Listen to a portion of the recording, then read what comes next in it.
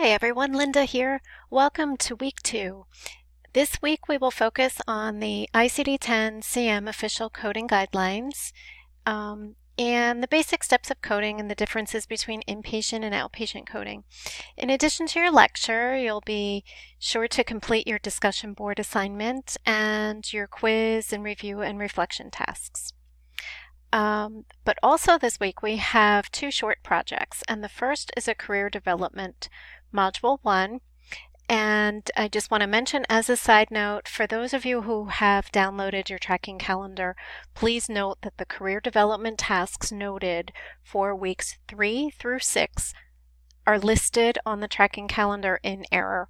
You will not have to complete these tasks, and the school is currently working on corrections to the tracking calendar as well as the gradebook, because I do believe that the gradebook is showing an area where those items should be graded. But unfortunately, we are not completing them, so you wouldn't be able to receive a grade. So the school is working on that correction. And just to clarify, the only module that we will be completing for this class is module 1. You can go ahead and ignore all the other modules. So actually, that's pretty good news. It's removing a lot of work from our task list. So okay, for this week, module 1 is the only career development module we will be working on, and it simply consists of a resume and a cover letter. So when we click on the module, we see we have a lecture on creating a resume. And further down, we have some resume samples if you feel the need to take a look at those. Next, we have a listing of job postings. And these, of course, are all hypothetical, and they are job postings very much like what you might see online if you were looking for employment. And as you'll notice, a lot of these are really not pertaining to medical coding, but the module itself is used across the board throughout the college. So there may be some accounting students or sociology students that are looking at this same material. So they don't tailor it to each class. So what we need to do is take a look at this list and see which of these job postings most closely relates to the position you're likely to apply for upon graduation. So for many of us in the coding and billing program, the medical office assistant may be the job posting that most closely relates to the position you would apply for. And the reason we have this here is because in creating a resume, you want to list tasks that are pertinent to the job you will be doing. And one of the best ways to find out what those tasks might entail is through a job posting. So if you want to use one that's already here, that's fine. I also personally do not mind if you do a job posting search for, say, medical coder online and find a job posting that is more specific to the job you would actually be applying for in your career. That's fine also. You're only referencing this to create a resume. You're not going to be doing anything actively with the job posting. It's just there to reference for information. Okay, so you will find sample resumes, job postings. These are things that you can use to model your resume. The resume itself should be written and submitted as a Word document, and it should not be more than 2 pages long. It is not meant to be your entire life history. It's just the pertinent information about you and your skills that make you a good candidate for the job that you are applying for. So, of course, you would need to list things such as your education and perhaps your relevant work history and experience. All should be placed on your resume.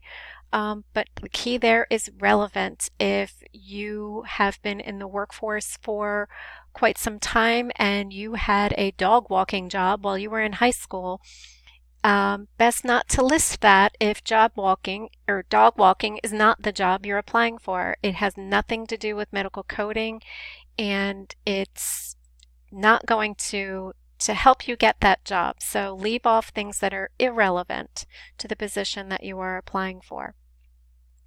Okay, the next part of the career development project is to create a cover letter. And we have an article here that discusses cover letters and why you need to have one. And you are then to create a Word document that is no longer than 1 page, consisting of a cover letter. So, and that's it. That's all we need to concern ourselves with here for this career development module. So for week 2, the next project that we find ourselves working on, in addition to our discussion board and our coding assignments and reflection, we have a job aid. And the job aid is an assignment where you're actually going to fill in a template that we give you here that will describe the various elements of 6 E&M codes. So you're going to be differentiating 6 different E&M codes. And to prepare for the assignment, you'll have already read, as a part of your weekly readings, an article called Coding from the Bottom Up. And then you will open your job aid template and your job aid rubric.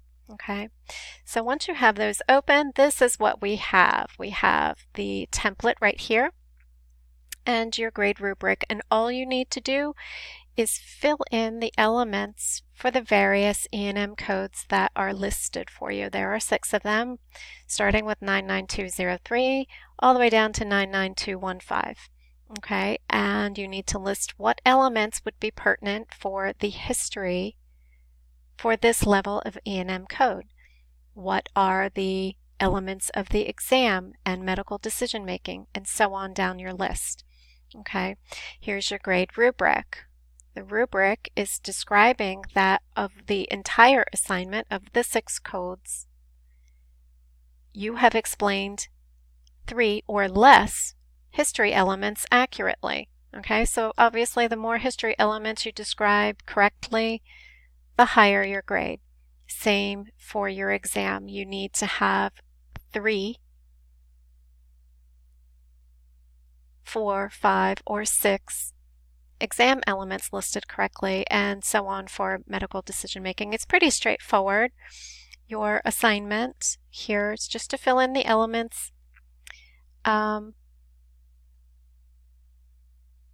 So to be a little more specific, without giving the assignment away, what does this mean exactly, that we have to list elements for these things?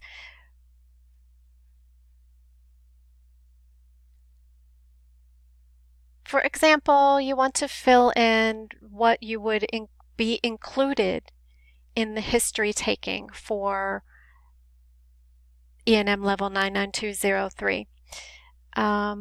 As you go down the list, you can see that the codes become a bit more comprehensive. So the more comprehensive the code, the more elements you're likely to have to list for history. The more elements you want to check in an exam, the more complicated the medical decision making, and so on, right? So that makes pretty good sense, right? The more comprehensive, the more the work will be worth in terms of reimbursement, so the more items that should be listed. And just keep in mind, I'm not looking for absolute perfection here, but you do need to demonstrate to me that you understand the differences among these codes. Do not just copy and paste the same elements 6 times. I will notice. Okay, so anyway, that is all you need to do for this assignment. You should be able to determine the various elements fairly easily based on your readings. And one last thing I do want to point out as a reminder, it is not part of your grading for this assignment, but you should get into the habit, is to list all resources that you use to find the answers for your job aid.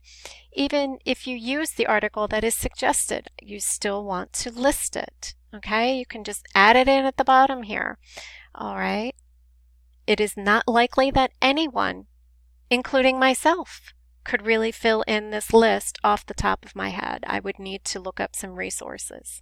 Be sure to list those resources in a standardized format. Do not just copy and paste a URL.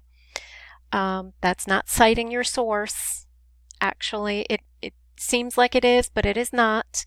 So I've included for you in the course announcements a list of citation generators that are actually very easy to use. They can help you set up a standardized formatted